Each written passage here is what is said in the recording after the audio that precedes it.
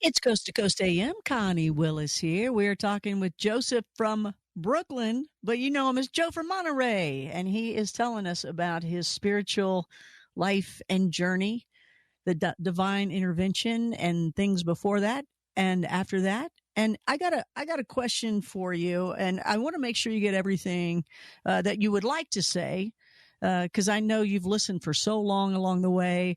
And, you know, you'll say sometimes, hey, you know, this. So I know there's things you want to say and educate the world with, but I want to ask you about, oh, wait a minute. I forgot what it was because there's so many things. There's like, hold on here. Let me remember here. It wasn't discernment. It wasn't your astral world. It wasn't the chords. It'll come to me. You tell me what you want to talk about. You have so many different things. Oh, wait a minute. Okay. You still with me? Cause I gotta remember what it was I wanted to ask you. It was important. It wasn't TM. Well, I guess one of the things I want to definitely ask you about is there's people that like to be called contactees. There's people that like to be abductees. The contactees are like, yeah, it's all good. I like it. Come to me, take me, do whatever you want. Abductees are like, no, get away. I didn't give you permission. But I think you actually call yourself an experiencer instead. And what is the difference with that? That's handy because people understand that and they can relate to it and covers a large area. But when I was 2 or 3 years old, I was an abductee. The Greys came by and said, hello, how nice. And later in life, when I guess I was around puberty, I started to get dreams of having these little guys coming through the window. I was viewing it, so I'm looking at as soul. I'm looking back at my childhood, and they used to run after me and grab me. The details were kept from me. The Greys are very shifty. They know there's no good Greys. If they're doing something for you, it's because they have an agenda, and basically they can make you believe anything they want you to believe. Isn't that amazing? It's amazing, isn't it? I mean, just stop for a second there because thank you for saying that because it's absolutely amazing. Gray's alien, the tall one, whatever, short, whatever. They can make you think or see or hear anything they want you to hear, think, or say, even put words in your mouth. And you don't even know. There's not a click. You don't hear a noise. You don't feel pressure. It just happens. Can you agree with that? I can attest to a lot of personal experiences. Yeah. Absolutely. You can't explain that to people until they've gone through it. And then you say, hey, would you have ever said that before? No. Okay. Then they start picking up on it, so that is awesome to know people that recognize that. And if you start recognizing it yourself, that you can imprint in your own mind to remember that this happened and remember that you would never do that. Right. So anyway, thank you for, attesting to that. Because they can rule the world because of that. I would like to remind people if they're having arguments with people that they know very well, their loved ones, or their marriage or whatever, they're having arguments, they may be interfered upon. It's always good to calm down and ask the person to repeat what they say, and then you repeat what you heard. I have a friend, and we've been through a lot. She's like my comrade in arms, my war buddy.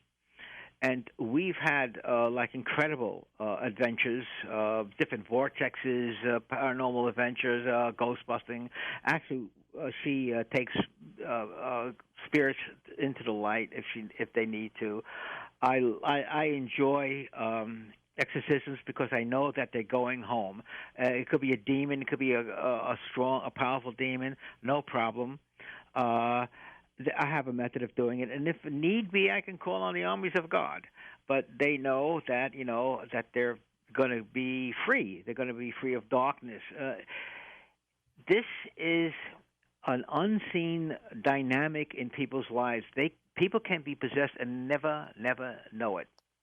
And then this demon comes out and says something to the person, and the person does not remember any of that. Mm-hmm. This is a tragedy. This goes on in people's lives. So it breaks people apart. when you talk about demons and possession kind of thing, are you also calling possessions when the aliens will give you a different thought to control you Now, to do what they want? okay. One is a demon possession, which is not necessarily alien. Alien is they usually use technology. These beings, these aliens, have been around for thousands and thousands of years. They're old cultures. My favorite that I work with is the Pleiadians. They don't get bad press because they know how to. True. Well, they have a good press agent. They're the good ones, exactly, and that's what you need is a good agent. Always, always. It's true. It's true. They have their criminal element, and they are being policed by their own kind. They're breaking spiritual law, which is the law of non-interference. They have an agenda, and they can be very arrogant. And I could be arrogant. I learned how to be very arrogant. Well, I thought that was the New Yorker in you. Okay, go ahead anyway. I'm sorry. Being arrogant is useful. When dealing with extraterrestrials, yes, you can't back down. You use your superconscious mind if you're going to war, and sometimes I do go to war. And superconscious mind is very, very powerful. And some of the Pleiadians that I've communicated with through my friends, because I've been shut down through my psychic abilities. My third eye has been plugged up like crazy. A little byproduct of being, I don't know, dangerous or knowledgeable about this. So they just kind of screw up my third eye a lot. But I have a very good intuition. I think it's pretty good. It's kind of like a clear cognizant, which can be impressive. But I really do enjoy going into an altered state, either channeling my higher self or my highest self. And I was told that when you're dealing by an angel, physical angel, when you're dealing with ETs, you need to practice superconscious mind because they won't respect that. And when I'm talking or communicating to people, because they are very good in channeling, I knew of quite a few people that were excellent. I would say I'm so-and-so, and I would say I would ask for someone in a certain spiritual order, not the angelic order, but a different type of order that I'm a member in. And I would get that, and they're more respectful because we're in the same kind of like brotherhood. And this is throughout the universe that they have these orders. So it's like they are like a very ancient race, and their genetics are quite different than ours.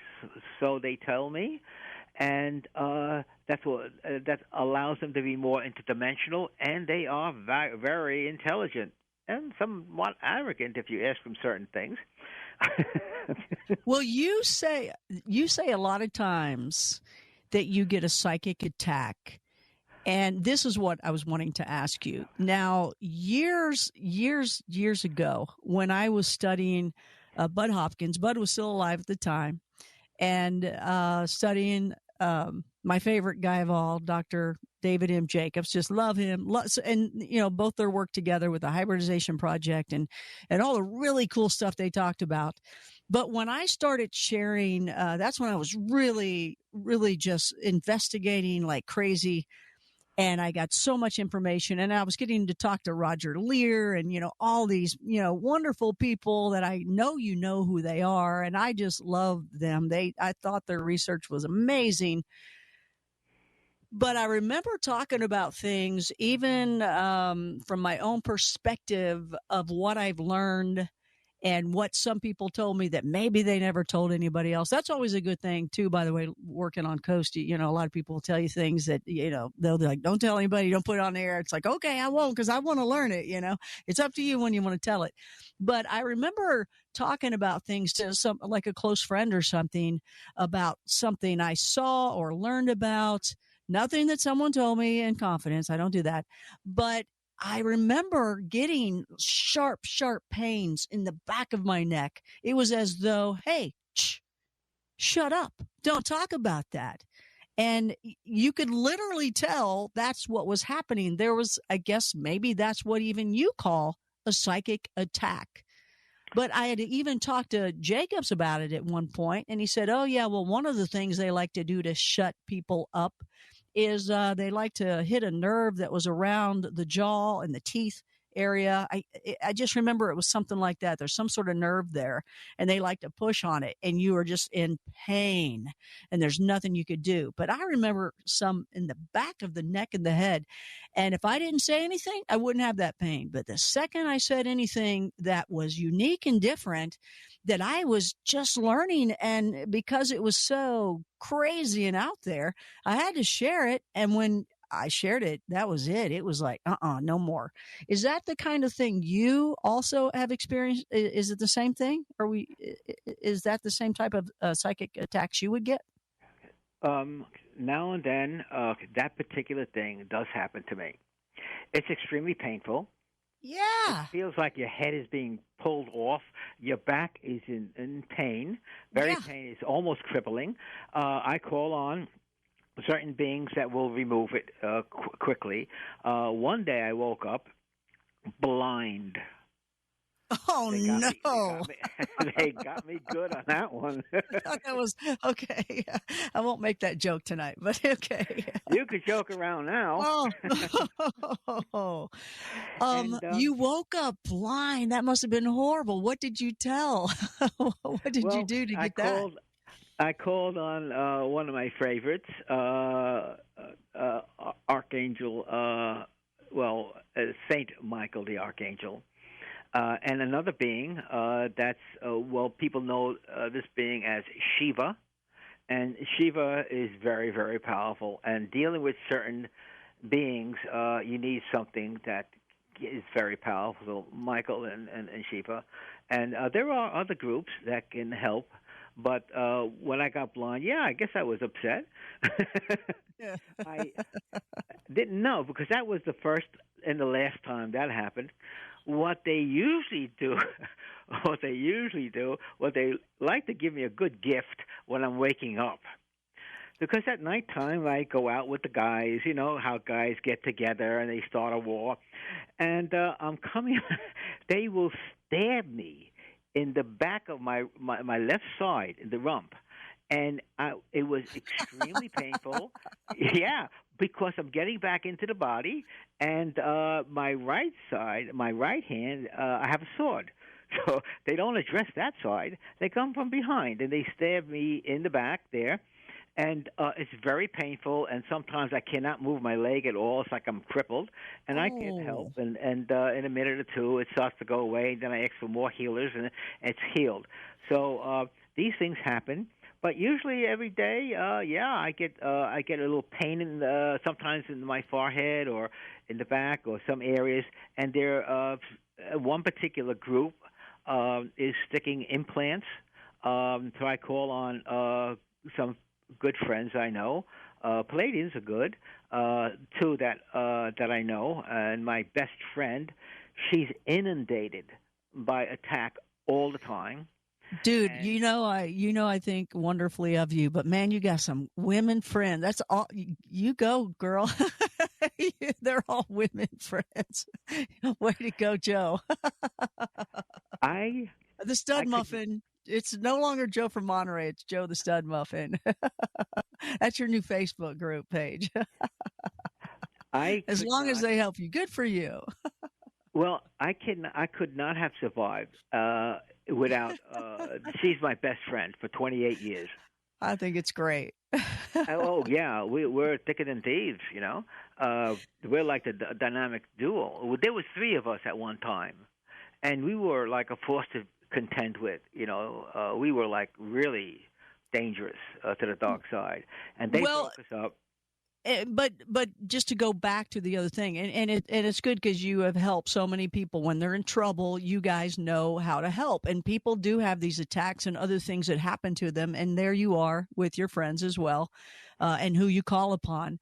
But let's go back to the psychic attacks, just because I want to say, when you get attacked, it's usually because you're right on target with some sort of information that they don't like, that you know. That's my theory. What do you think? The expression is, you are known by your enemies. Yeah. The more powerful enemies is a reflection on what you could do. Okay. If you're not under a psychic attack, you're being controlled, and you're talking about, lollipops and rainbows, and the world is love, love, love. Yes, yeah. The world is love because we have love inside us, but the dark side is there. Right. People, there are people that won't believe, and they will criticize and come up with some kind of psychological reason why there is no demons, is not that, it's really you're projecting and all that, and everything is love, love, love. That's usually brainwashing, and it's usually kept in place by maybe the Palladians. They're famous for that. Let me ask you this. You talk about the reincarnation scam. What's that? Yeah. Okay. You mean the loop, the soul trap? This, my friend and I were really having difficulty with getting information, and for many years we've been going through a lot of stuff that didn't make sense. And the reincarnation thing always bothered me. And I've been reading a lot of stuff, and she's been reading, and we've discovered a lot of different things. And now there's articles about it, and there's a wonderful person, and she was on Coast to Coast, and she said all the things that we knew, and I'm glad she said it because I didn't want to be the one, because they don't like me, and I don't want to have one more strike against me. So I'm trying to fly under the radar, but this soul trap, this reincarnation loop, is a trap. It is there to keep you coming back all the time. And my friend and I, we are livid about the discrepancy between free will and being forced into certain things. And we talk about how could anybody work off their karma when they're not giving all the information and their mind has been wiped. We have all these past lives, and there's a lot of people listening right now. They've had maybe dozens or hundreds or even thousands of past lives, and they don't get it until they really work on themselves and they start to remember. They have these spontaneous past life regressions, and it's incredible when people work on themselves. But the thing is that when you're up there, first of all, they give you a life review, and that's the major guilt trip that I have ever heard of in my entire life. Don't worry, you're just going to see all the things that you did to people. You're going to see the people you did it to, and all this. You are so inundated with guilt that you would do anything. You feel like, I'm going to say crap, because that's the only way you could feel. And then you go to your soul family, and they welcome you back home, and we love you, and here you are dragging yourself. Then you go in front of these elders, your committee that's going to talk to you about the things that you could have done, and then you're going to say, well, I'm going to go back there and do it, and I'm going to really... We found the nerve. Joe from Monterey is with us. We found the nerve. You can find him on Facebook at Joe from Monterey on the wild card line, also the paranormal world. Stay with us, Joe from Monterey. Connie Willis here on Coast to Coast AM. Hey there, you are listening to Coast AM. Connie Willis here with you. I hope that you'll join me on my shows at ConnieWillis.com. At least sign up for the newsletter, learn more, but go check out the site, ConnieWillis.com. And our guest tonight, Joe from Monterey. If you'd like to learn more about him, you can now go to his brand new Facebook groups that he has. One is called Joe from Monterey on the wild card line. So you'll know that and pick that up. He's famously known for calling in. Also, the paranormal world is his other one. So just go to Facebook and you can find him that way. You can also go to our website and go to his bio, and you will see the information there, the links that are there. Now, let's see. Interestingly enough, so we have Joe from Monterey on, who calls us often. And so, and he really knows his stuff. He's a healer. He's a spiritual teacher, a writer, an artist. He's a spiritual warrior. He really does truly help other people out. I'm not sure if you're totally still doing that now, but at one point he and I did some sessions, and it was amazing because he can take you, at least some of the ways he works. I know there's a ton of different ways he can work and do what he does. But at one point he took me through a journey, and it was interesting because on these journeys, they're not what you might think. A lot of times when people even ask, what's a Bigfoot sound like when he talks to you, or what's this sound like? Everybody thinks it's his God, incredible, amazing, like what Moses and the burning tree and all these other things. It's not like that. It's usually pretty down to earth, pretty casual, pretty much like, wow, did that just happen? And it's a little bit more personable. He took me through a journey, and I'll just tell you what was interesting about it to me at the very beginning. As we're going through the journey, he's like asking me what I'm seeing. And I don't know if you remember this, Joe, but I do. I remember going, some dude just came up to me, and you said, you were guiding me through it. You're like, who was it? Some guy in this jacket had an M on it. And you said like a college jacket, I guess, or varsity jacket, they call them. And I don't know if you remember this, but I do. I can still see it in my head.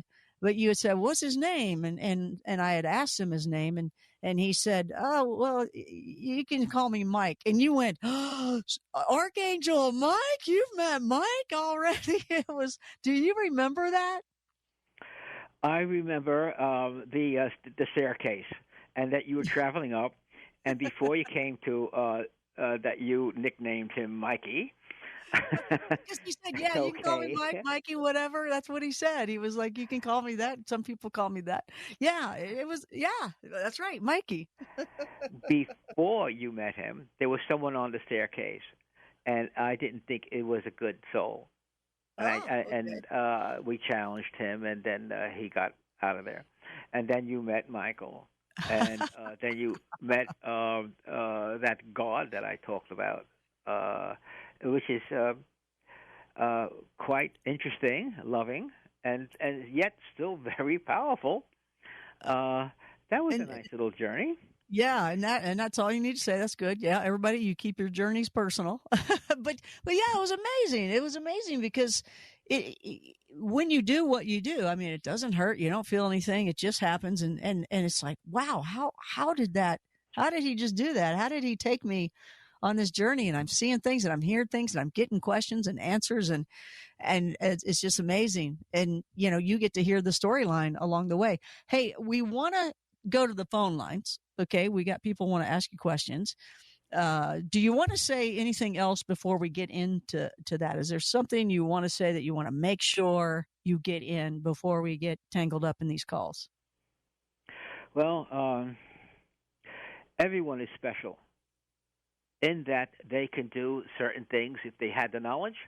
More importantly, if they work on themselves, they can see things and understand things on an intuitive level that will amaze their friends and themselves and be spot on. They are not alone. There's good and bad. Unfortunately, there's more bad actively here because the good will not interfere in your life.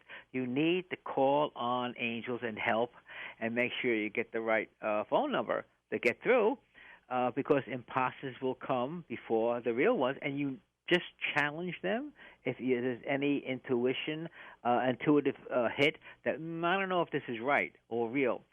So everyone has that power. And when you do call on angels, they'll come, they'll do what they have to do, and then they leave right away. They're in and out. They don't stick around. But everyone has that opportunity because we're all divine beings.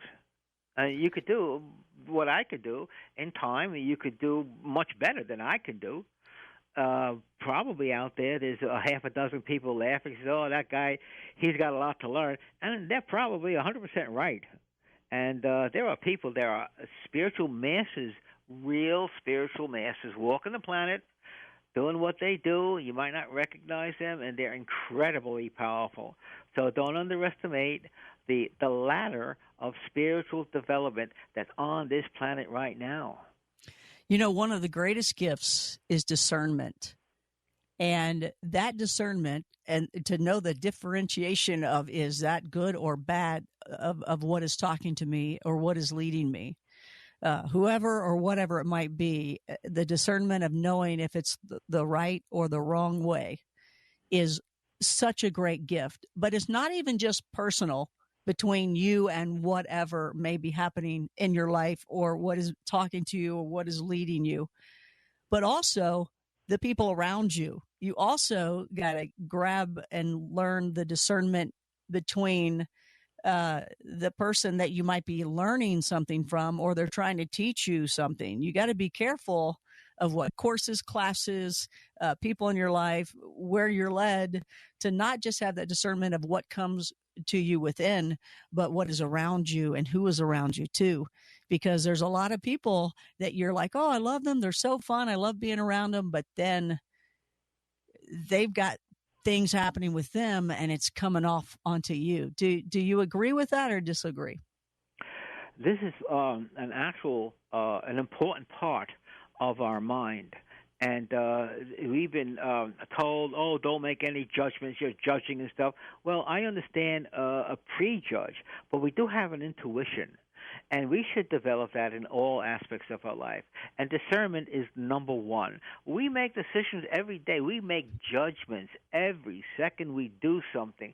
Will I do this? Will I do that? It is an actual part of our psychology. In the East, they call it, they have a name for it. There's 4 parts to their psychological makeup.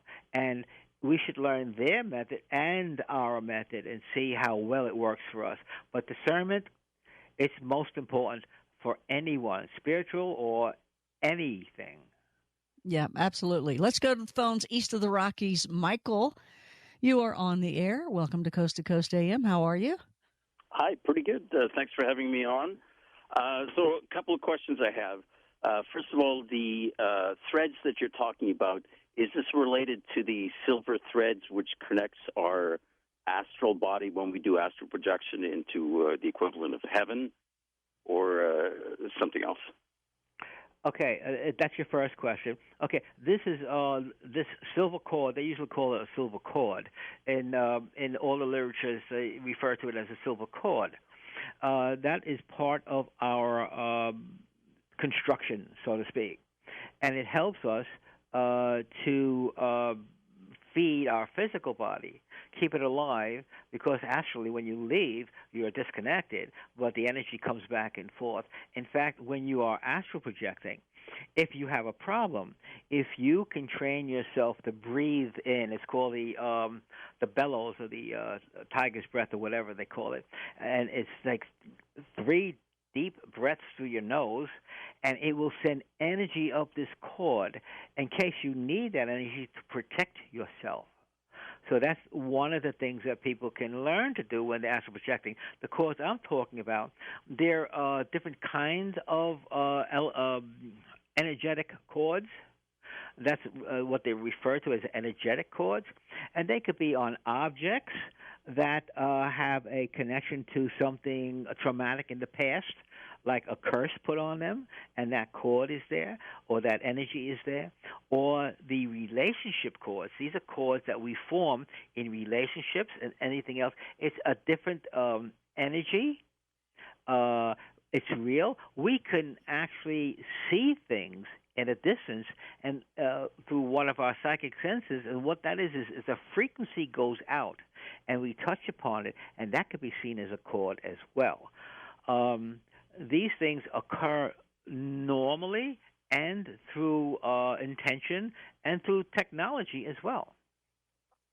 I think it's cool when people are able to have that. They go wherever they go. To me, for the most part, people have said they go to the astral world. They see these cords on people when they're doing some sort of clearing with them. And to me, what's really cool is the discernment between, this is a good cord. I'm going to even massage it a little bit while I'm there. Here's a bad cord. I'm going to get rid of that. Make sense to you? When you have a cord that's in your back, that's usually something from a past, from the past. And it's usually not a present relationship. Sometimes we have cords in our second chakra, usually family, and the third is usually groups. But basically our heart chakra, and oh, by the way, we can have a lot of cords from people that we're involved in a very strong relationship, and many of our chakras, different chakras, to connect. And this is important because if we are involved with someone very close, we are learning together. And that energy, that information goes back and forth on a subtle level. So chords can be very, very important. Wildcard line number 1. I think this is interesting because we have Joe from Monterey, one of our regular callers, coming in on the show teaching his stuff. See, this is why he calls in all the time. He's here. He knows his work. And then we have Cornelius on the line, one of our other regular callers. So we have a regular caller calling to ask a question to a other regular caller. So here you go, Cornelius. Take it on. Okay. I don't know. You might hear a fire trucking around. Something's happening right down the street. But I wanted to tell you, Joe, this is great. And this is Connie, that music you've been playing, and Donna Walker, the call screener, all of it's great. You know, Joe, they call me the God, Guns, and Gold Man, the Bible, Bullets, and Beans Man. But ever since my dad died in 2020 of COVID-19, he was a Korean War vet, tough as nails. I was telling some people, the month after he died, his TV in his room quit. Then over the 3-year periods, different electronics like this phone I'm on, it'll go down to 0. It cut me off on George when I was talking to George one time. The tubs, we got 2 bathroom tubs. I was just, turning the knobs to let some water run, just to let it run, because I'm just one person. I'm just the only person in the house. The knobs froze, and you can imagine what kind of bill I have with that water just running. And I want to ask you, and look, Connie, and I hope you saw this because George did too. When I was speaking about my father at the Alexandria, Louisiana City Council meeting, there's a demon voice that you can hear in the background and stuff. And my question for you, do you think that I'm under some type of psychic or demon attack? Because like I said, there's a lot of voodoo, hoodoo, and you-do down here in New Orleans. Do you think somebody has cursed me there? Joe from Monterey, California. Thank you, Connie Willis. Love you. Love Donna. Love Coast to Coast AM. Thank you, Cornelius. Go ahead there, Joe. Really quickly. Okay. I suggest that you get more acquainted with angels that can remove cursed energy, because some of them are specialists. You may need an archangel. It usually is energy that lodges in the spine at the root chakra. Many of the cursed energies there, or maybe other areas, but usually people who practice such practices, please remember that they are, I'm not going to say damaged, but they have a covering that covers soul. Their light is obscured. They have it's like a virus almost. There are different types of viruses on the astral plane. When people get involved in this, they get contaminated from the energy because the dark side will contaminate them, and they have a lesser light as soul. Some of them can be powerful. They said sometimes they call on elementals or spirits or other demons. What I would do is I would not place my attention on them, but call on angels to protect you. Sometimes covering yourself with a white light, but basically, if you want, you could pray for them so that the Holy Spirit can wash away that glump or whatever that goo is. It's a covering. And when the Holy Spirit comes in, that bright light, it's very powerful. You can actually see it wash away.